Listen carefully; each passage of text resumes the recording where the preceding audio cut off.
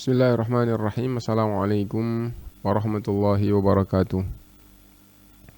Innal hamdalillah nahmaduhu wa nasta'inuhu wa nastaghfiruh wa na'udzu billahi min shururi anfusina wa sayyiati a'malina.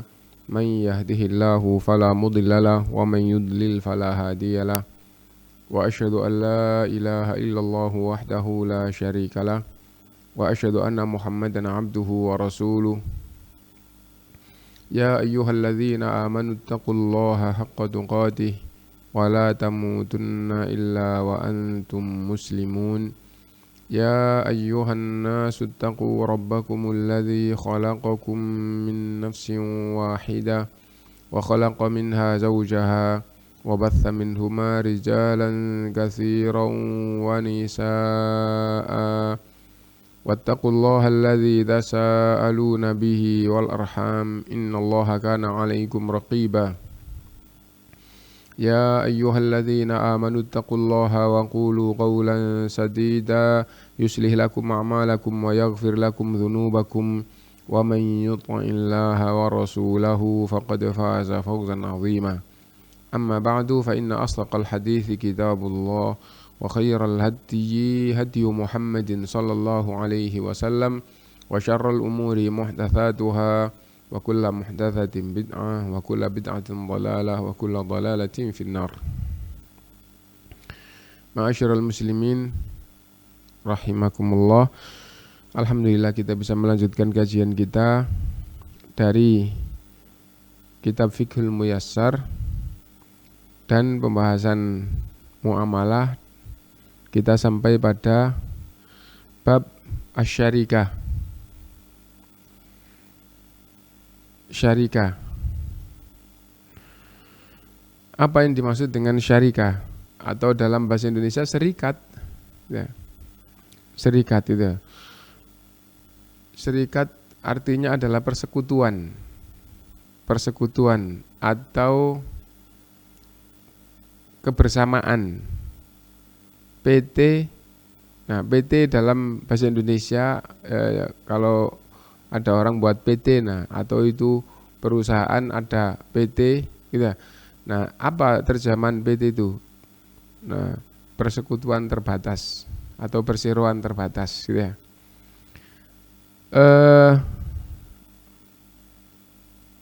Kita ikuti pembahasan di dalam Fiqhul Muyassar tentang syarikah atau persekutuan. Yang dimaksud dengan asyarika lughatan al-ikhtilat. Syarikat atau persekutuan atau campuran atau kebersamaan gitu.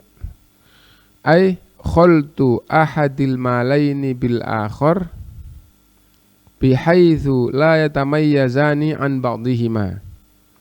Maksudnya adalah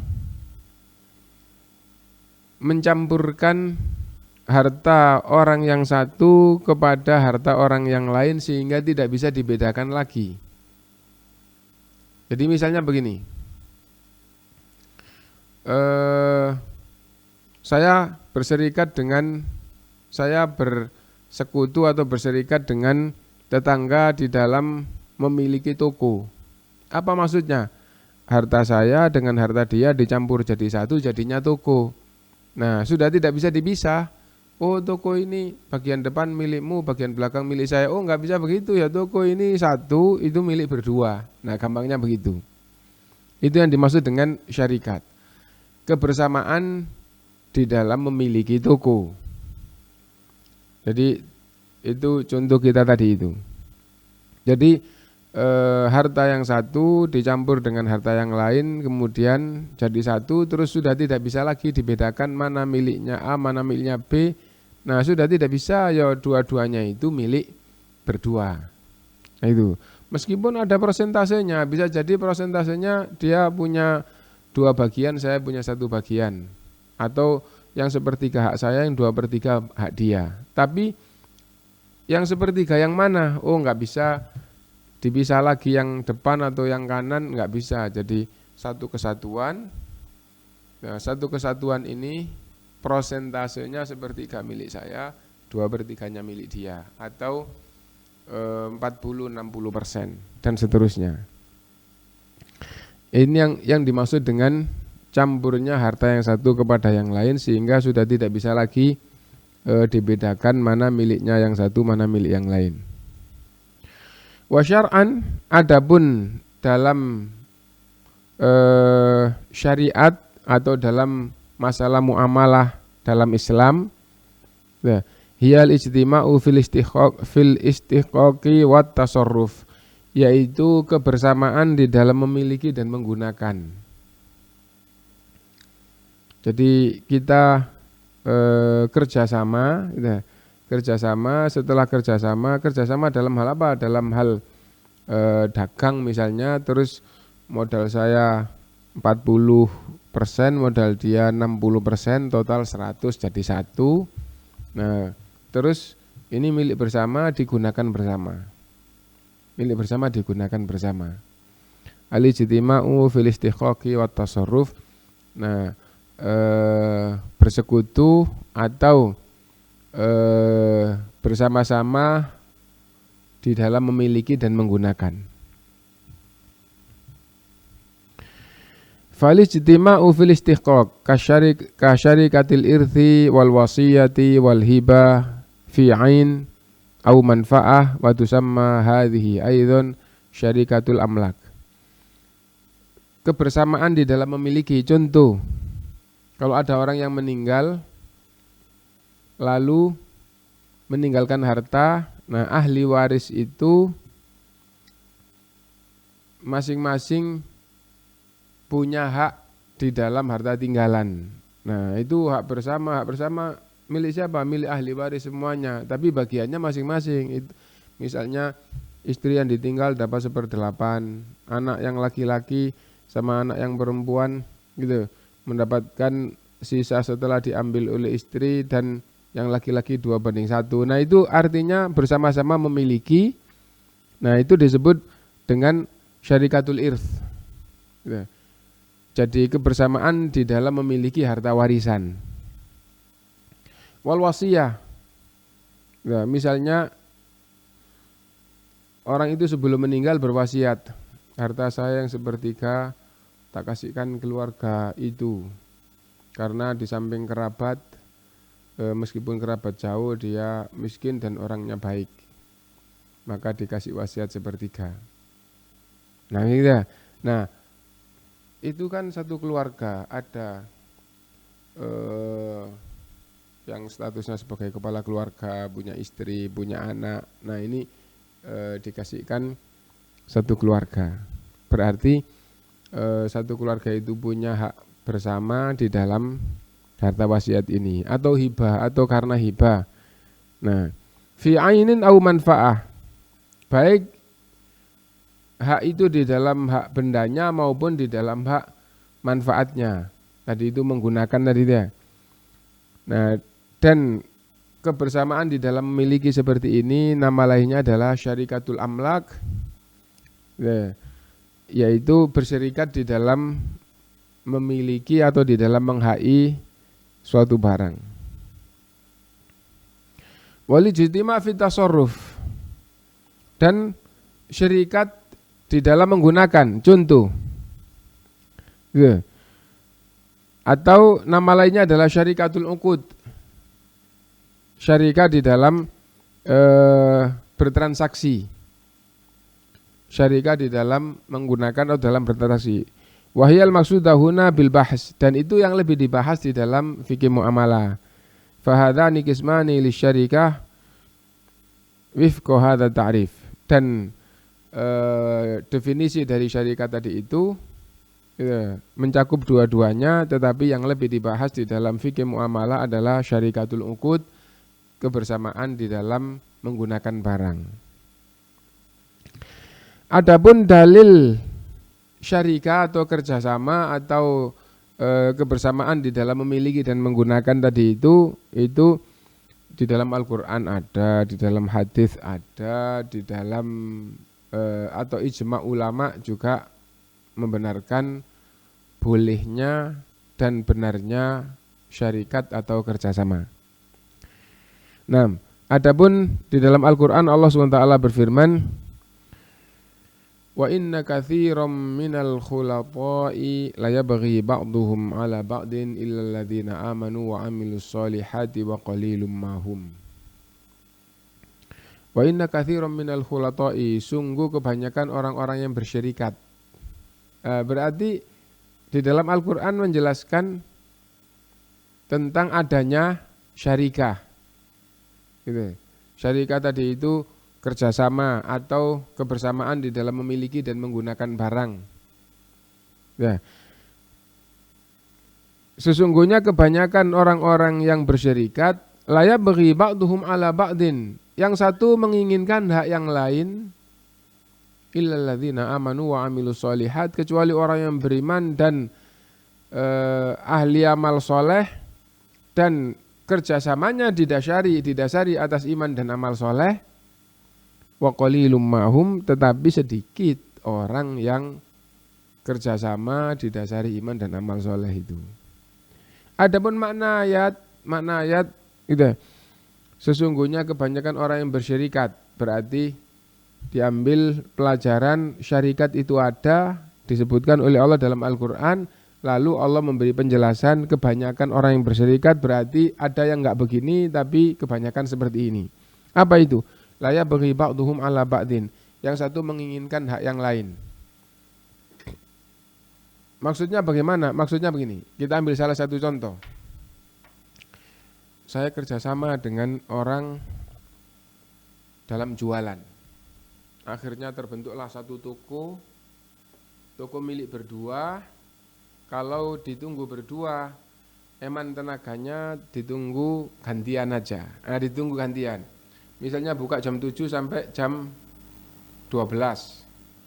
Sekedar contoh, nanti jam 12 zuhur tutup, sholat zuhur terus pulang. Misalnya begitu. Nah, kalau saya tunggu rame. Dan ini milik berdua. Rame ya untuk berdua. Kalau teman saya yang bersyarikat dengan saya besoknya yang nunggu, sepi. Besok lagi saya yang nunggu, rame. Besoknya lagi dia yang nunggu, sepi. Akhirnya muncul di dalam hati ini.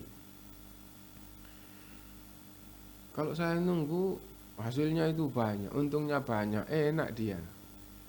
Dia hanya menjual sedikit tapi untungnya sama. Nah, itu muncul di dalam diri. Ini yang dimaksud dengan ayat wa inna katsiran minal khulata'i la yabghi ba'duhum 'ala ba'din illal ladzina amanu wa 'amilus solihati wa qalilum mahum. Sesungguhnya kebanyakan orang yang bersyirikat itu yang satu menginginkan hak yang lain gitu.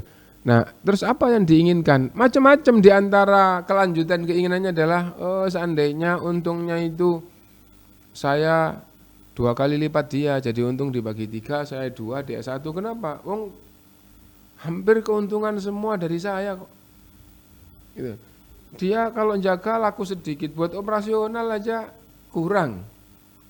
Kalau saya yang jaga rame, untuk operasional masih sisa banyak. Nah itu. Nah jadi kalau keuntungannya 2/1 masih untung dia. Nah padahal keuntungannya di awal ditentukan sama. Atau muncul pikiran lain. Kalau saya yang jaga kan rame. Akhirnya males berangkat jam 7, jam 9 baru buka. Jam 12 tutup. Padahal perjanjiannya sama-sama buka jam 7 sampai jam 12. Tapi punya alasan. Apa alasannya? Meskipun saya bukanya jam 9, tutup jam 12, tapi hasilnya banyak.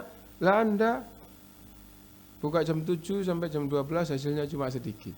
Nah itu adalah kezaliman-kezaliman yang muncul. La yabghi ba'duhum 'ala ba'din illal ladzina amanu wa 'amilus solihati wa qalilum mahum. Ya. Sesungguhnya kebanyakan orang yang bersyirikat ya, tidak rela dengan hal-hal seperti itu. Akhirnya menginginkan hak yang lain, kecuali orang yang bersyirikat itu atas dasar iman dan amal soleh, dan itu sedikit.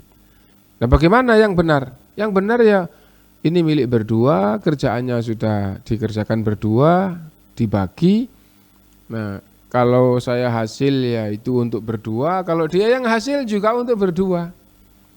Kita hanya berusaha, yang menentukan hasil itu adalah Allah Subhanahu wa taala. Nah, itu ajaran di dalam Islam. Nah, dan ada faedah di sini. Apa faedah yang tersirat? Bahwa apabila orang itu tidak punya jiwa sebagai dasar syarikat, jiwa iman dan amal soleh. Ya. Nah, maksudnya jiwa iman dan amal soleh tadi bagaimana? Ya, sesungguhnya kita berserikat, kerjaan saya adalah kerjaan berdua, hasil yang saya dapatkan hasil untuk berdua. Ya. Dia juga kayak gitu, dia ngerjakan kerjaan berdua, hasil yang ia dapatkan untuk berdua. Nah, kita hanya berusaha, nanti siapapun yang usahanya itu menghasilkan itu dari Allah untuk kita berdua. Nah, dengan kerelaan penuh. Kalau begitu, ya, kalau begitu punya jiwa gitu, nah maka silahkan berserikat. Kalau tidak punya jiwa kayak begitu, lebih baik kerja itu sendiri, lebih baik punya sesuatu itu dimiliki sendiri. Maksudnya tidak berserikat. Karena itu Allah mengingatkan, wa inna katsiran minal khulata'i la yabghi ba'duhum ala ba'din. Kebanyakan orang yang berserikat, yang satu menginginkan hak yang lain, illal ladzina amanu wa amilus solihat, kecuali orang yang beriman dan beramal soleh, wa qalilum mahum, dan itu sedikit. Karena itu berserikat harus didasari iman dan amal soleh. Gitu. Nah, nggak bisa, jangan berserikat.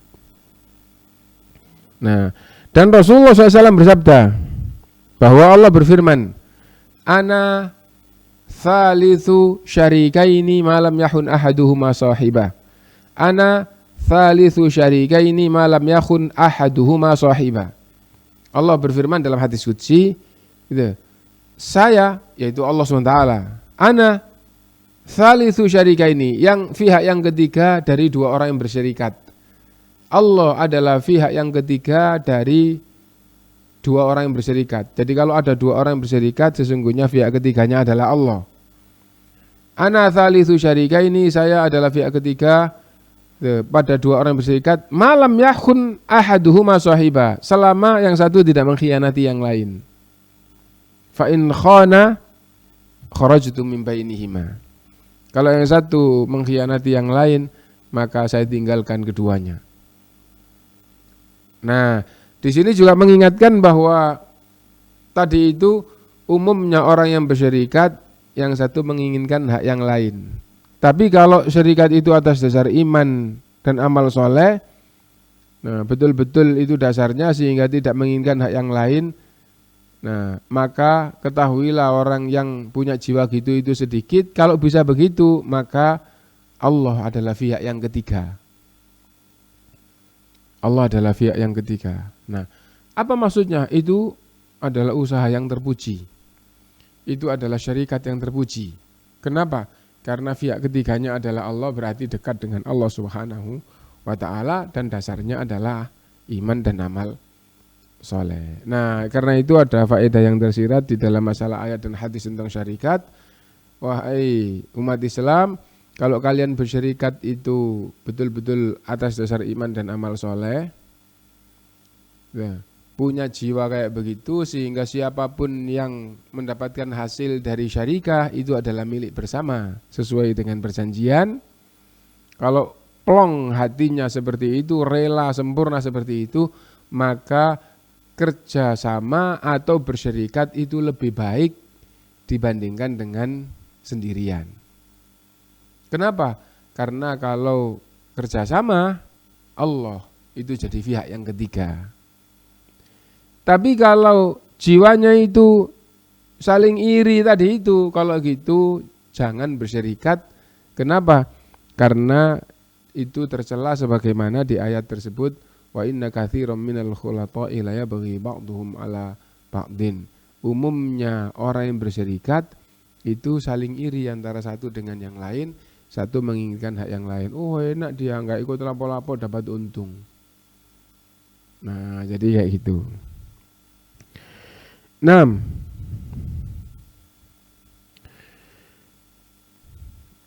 kemudian supaya kita sebagai umat Islam ini betul-betul faham, tidak terjerumus di dalam dosa. Kenapa? Karena kalau sampai terjerumus di dalam dosa, ancamannya itu berat. Rasulullah SAW bersabda yang menjadi pangkal dari pembahasan yaitu ayyumalah min nabata min haram fannaru aulabi.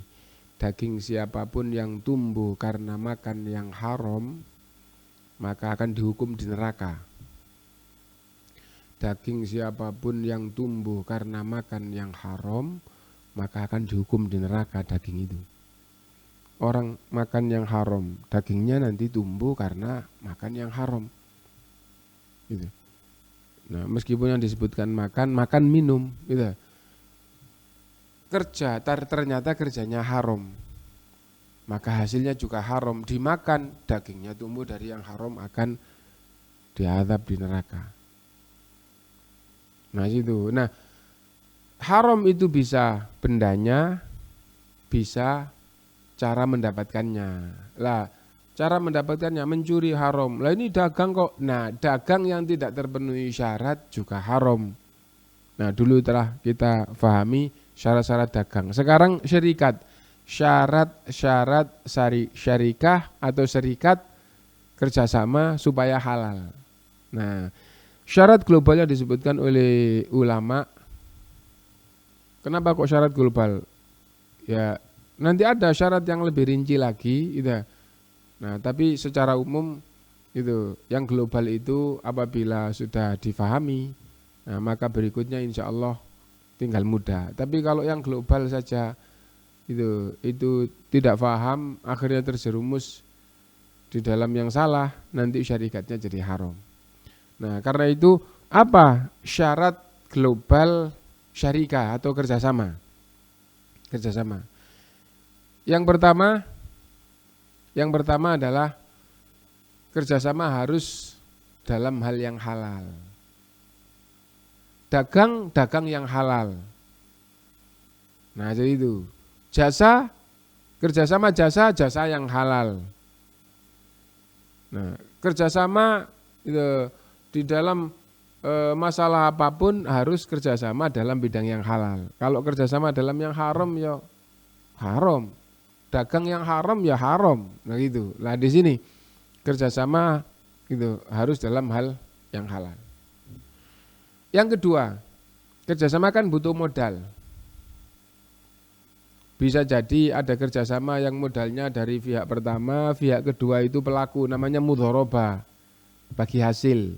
Nanti juga ada pembahasannya secara khusus, itu juga bagian dari kerjasama.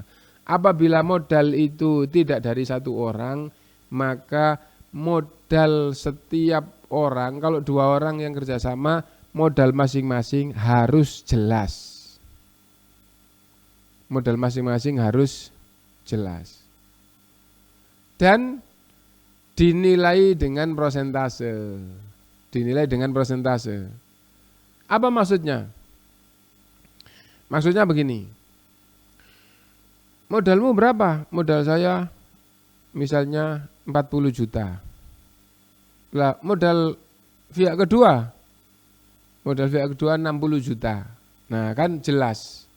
60, 40, karena pas seperti ini, maka ini namanya gitu. Yang 40 itu 40%, yang 60 60%. Total 100%. Contoh lagi.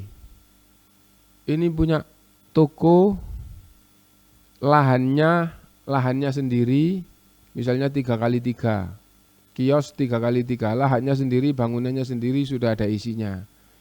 Nah, toko kayak ini. Terus temannya punya mobil dirental, misalnya mobil Avanza itu direntalkan. Terus setelah ketemu, bagaimana kalau kita kerjasama? Kalau kita kerjasama jadi supaya nanti gampangannya ya kesimpulannya kerjasama itu. Terus pembicaraan masalah modalnya apa? ya saya modalnya adalah mobil ini, lah yang satunya saya modalnya adalah toko ini, terus dilebur jadi satu, maksudnya apa? Ini jadi milik berdua semuanya. Jadi milik berdua semuanya. Nah itu namanya kerja. Modalnya jelas. Ini toko, tanah, bangunan sama isinya itu mobil. Kan jelas. Tapi belum selesai. Ini awalnya harus diprosentasekan. Harus dinilaikan. Contoh. Nanti kan setelah lebur kan jadi satu kan toko jadi milik berdua, mobil jadi milik berdua. Setelah kerjasama kan gitu. Kebersamaan di dalam memiliki dan di dalam menggunakan tadi kan gitu. Nah, bagaimana caranya? Dinilaikan. Toko nilainya berapa? Oh ini total nilainya misalnya 120 juta. 120 juta. Sekedar contoh. Ya. Mobilnya sudah umur sekian misalnya nilainya 80 juta. 80 juta. Nah, digabung menjadi 200 juta, total nilai 200 juta, ini 120, itu 80, itu sama dengan 60% banding 40%. Nah, seandainya dia dijadikan separuh kan 80, separuhnya kan 40. Nah ini 120, separuhnya kan 60. Nah itu, jadi kalau modalnya ini 120 juta, itu modalnya mobil tadi nilainya 80 juta digabung namanya 60%, 40%. Nah meskipun tidak ngerti persentase, kalau sudah jadi nilai itu nanti gampang. Kenapa? Karena intinya adalah modal itu harus jelas nilainya. Bukan jelas barangnya tapi jelas nilainya. Nah misalnya begini, wah ini modal kita kurang. Terus ada lagi yang kepengen ikut kerjasama. Siapa? Gitu. Wah itu mau. Nah modalnya apa? Sapi 10. Oh udah sapi 10 digabung sini, nanti dijual terus dijadikan modal semuanya. Lah sapi 10 ini nilainya berapa? Harus dinilaikan. Nggak boleh saya modalnya sapi 10, saya modalnya mobil, saya toko. Nggak boleh, kalau sudah jadi satu harus dinilaikan. Sapi 10 nilainya berapa? 100 juta. Misalnya begitu ya. Nah berarti ini 80 juta, ini 100 juta, ini 120 juta, total 300 juta. Itu jadi modal. Nanti dibuat persentase. Berapa persentasenya?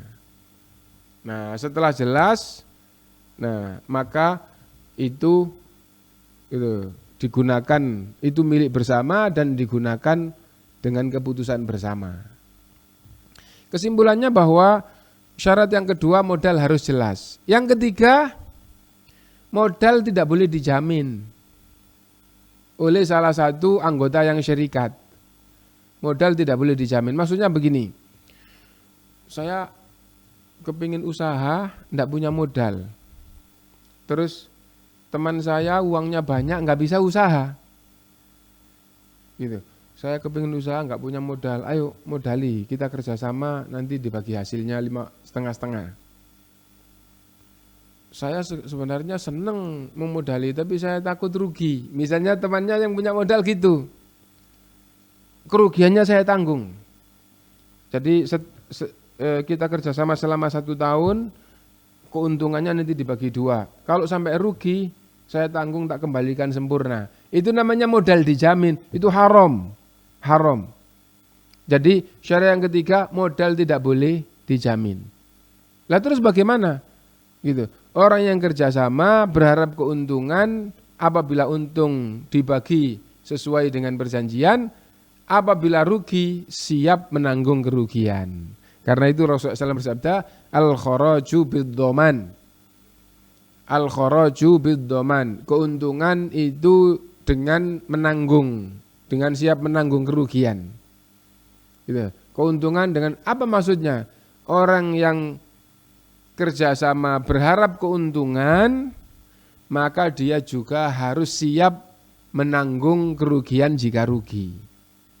Kerjasama berharap mendapatkan keuntungan, maka kalau sampai rugi, dia juga harus siap menanggung kerugian. Karena itu orang yang kerjasama, orang yang syarikat, syarat yang ketiga modalnya tidak boleh dijamin atau tidak boleh ditanggung oleh salah satu anggota yang bersyarikat. Nah ini penting untuk diperhatikan. Jadi misalnya begini, saya punya proyek, modalnya butuh 100 juta, insya Allah dalam 2 bulan selesai proyeknya. Nah, tapi saya tidak punya modalnya. Seandainya punya modal itu 2 bulan, nanti untung 100 juta itu.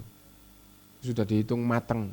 Terus saya sebenarnya punya uang segitu, tapi saya itu nggak ngerti hitung-hitungan usaha, nggak ngerti proyek, akhirnya saya ya takut rugi. Nah, kalau mau kerjasama, kamu modal, saya yang melakukan, nanti kalau untung dibagi 2. Lah kalau rugi ya dibagi 2. Wah saya nggak siap. Kalau rugi, saya tanggung ruginya. Jadi uangmu 200 juta dipakai modal, setelah selesai proyek gitu, modalmu kembali, untung maupun rugi modalmu kembali. Kalau rugi ya tentu nggak ada untungnya, kamu uangmu utuh, ya, kerugian saya yang nanggung. Kalau untung dibagi 2. Haram. Kenapa? Karena syarat kerjasama gitu, modal tidak boleh dijamin, tidak boleh ditanggung oleh salah satu dari anggota syarikat. Nah, jadi syarat yang ketiga modal tidak boleh dijamin. Syarat yang keempat, pembagian hasil harus ditentukan dengan prosentase. Pembagian hasil harus ditentukan dengan prosentase. Dengan prosentase itu seperti apa sih? Itu dibagi rata, itu namanya prosentase 50%, 50%, dibagi rata. Atau 1/2 boleh. Nanti kalau untung, keuntungannya 1/2 boleh. Ya. Nah 1/2 itu berarti prosentasenya kurang lebih 34 sama 68 atau 33 sama 66. Nah itu. Nah jadi intinya pembagian hasilnya kayak gitu. Nah terus seperti apa pembagiannya yang tidak prosentase? Misalnya begini, bulan pertama untungnya buat saya, bulan kedua untungnya buat kamu. Berapapun untungnya, pokoknya untung bulan pertama buat saya, bulan kedua buat kamu. Haram, tidak boleh kerjasama cara membagi untungnya kayak gitu. Kerjasama terus akhirnya buka 2 toko. Untungnya toko itu buat kamu, untungnya toko ini buat saya. Haram. Kenapa? Karena kerjasama cara membagi keuntungan harus dengan prosentase, tidak boleh dengan cara seperti itu. Keuntungan dibagi jadi 1, modal disisihkan, ini untungnya dibagi sesuai dengan kesepakatan dan pembagiannya dengan prosentase. Karena itu pembagian hasil ditentukan dengan prosentase. Ditentukan ya otomatis ditentukan lebih dulu. Nah nanti kalau untung bagaimana? Setengah-setengah boleh. 1/2 boleh. 1/3 boleh. 3/4 boleh. Yang penting dengan prosentase tadi itu. Bukan untungnya ini buat kamu, untungnya yang ini buat saya, tidak boleh gitu. Atau bulan pertama buat saya, bulan kedua buat kamu, tidak boleh kayak gitu. Keuntungan dikumpulkan jadi 1. Nah terus dibagi dengan ketentuan yang sudah dibicarakan bersama, dengan kesepakatan dan cara pembagiannya dengan prosentase. Syarat yang kelima yang terakhir adalah kalau rugi bagaimana? Nah, yang menanggung rugi adalah pemodal. Kerugian ditanggung pemodal. Misalnya begini, ini pelaku, ini pemodal. Kalau rugi yang nanggung adalah pemodal. Modalnya 2 orang, ya ditanggung berdua. Modalnya sama, ditanggung sama. Gitu. Itu modalnya 100 juta, ini modalnya 200 juta. 100, 200, 1/2 modalnya. Ketika rugi, maka ruginya juga 1/2. Tapi sama-sama pemodal tadi itu. Pelaku tidak ikut menanggung kerugian. Di dalam Islam seperti itu. Jadi misalnya saya usaha saya modalnya dari fulan, kita kerjasama. Saya pelaku, dia pemodal. Kalau rugi, kerugian wajib ditanggung pemodal. Nah, jadi itu syaratnya. Karena itu syarat syarikah, syarat kerjasama, syarat globalnya adalah 5. Yang pertama harus dalam bidang yang halal. Kita kerjasama apa? Jual khomer. Kita kerjasama apa? Nanam ganja. Haram. Kenapa? Kerjasama dalam hal yang haram. Kerjasama syarat pertama harus yang halal. Yang kedua, modal harus jelas. Modal harus jelas. Nah, dan bisa dipresentasekan nanti.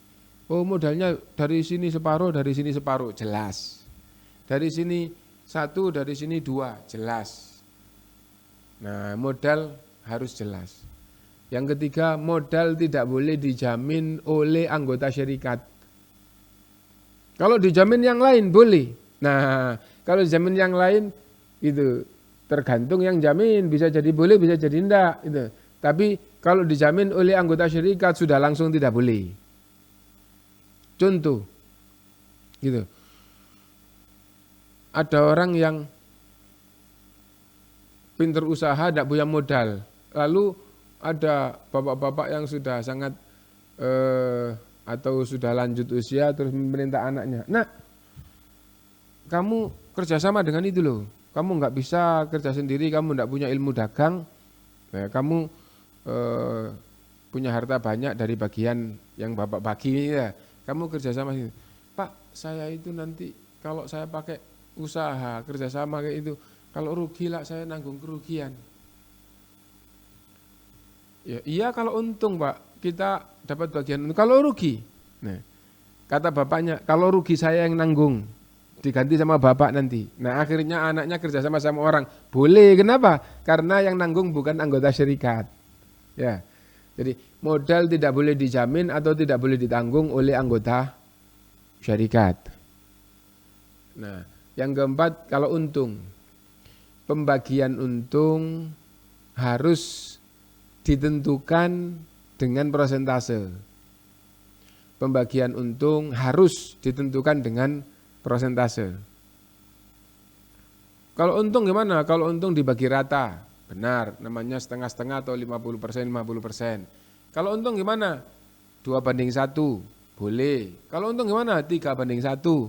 Baik yang satu itu pemodal maupun pelaku atau sebaliknya boleh-boleh aja. Yang penting ditentukan pembagian untung ditentukan dengan persentase. Dan yang terakhir yang kelima, kalau rugi yang nanggung adalah pemodal. Kalau pemodalnya 1 ya dia tok yang nanggung. Kalau pemodalnya 2, modalnya sama ditanggung berdua. Kalau pemodalnya 2, yang 1 75, yang 1 25, namanya 1:3. Ini modalnya 75, ini cuma 25. Modalmu berapa? 75 juta, modalmu 25 juta. Kan 1:3. Nah, rugi maka menanggung kerugian 1:3 sesuai dengan persentase modal. Saya ulang lagi sebelum selesai, syarat dasar. Kenapa kok dasar? Karena nanti ada kelanjutannya gitu. Bidang ini nanti ada tambahan syarat, ini harus begini. Nah, nanti gitu. Nah, syarat dasar syarikat supaya halal adalah 5. Yang pertama harus di bidang yang halal. Yang kedua modal harus jelas. Yang ketiga modal tidak boleh dijamin oleh anggota syarikat. Yang keempat pembagian keuntungan ditentukan dengan persentase. Dan yang terakhir, kerugian ditanggung pemodal sesuai dengan persentase. Mungkin itu yang bisa kita baca atau kita pahami bersama di dalam bab syarikah. Nah, dan prinsip kita itu adalah supaya harta yang kita punya itu halal. Kenapa? Karena kalau sampai haram lalu digunakan, maka ancamannya adalah neraka. Rasulullah SAW bersabda, ayyuma lahmin nabata min sukhtin ay min haramin fannaru awla bih. daging siapapun yang tumbuh karena yang haram, maka hukumannya adalah neraka. Dan di dalam bab kita syarikat, kalau syarikat kita tidak halal, maka hasil yang didapat juga tidak halal. Mungkin itu yang bisa kita pahami bersama. Mudah-mudahan Allah memberi kemudahan kepada kita untuk memahami agamanya, dan mudah-mudahan kita di dunia ini dikaruniai oleh Allah SWT dengan karunia yang baik. Ya, maksudnya karunia Allah pasti baik. Mudah-mudahan kita selalu dikaruniai oleh Allah dengan berbagai kebaikan, ya, baik urusan dunia kita maupun urusan agama kita, dan semoga semua kebaikan kita diterima dan dilipat gandakan oleh Allah Subhanahu wa taala, dan kekurangan-kekurangan kita, kesalahan-kesalahan kita sengaja maupun tidak kita sengaja, semoga semuanya diampuni oleh Allah Subhanahu wa taala. Subhanakallahumma bihamdika asyhadu an la ilaha illa anta astaghfiruka wa atubu ilaik. Walhamdulillahirabbil alamin. Wassalamualaikum warahmatullahi wabarakatuh.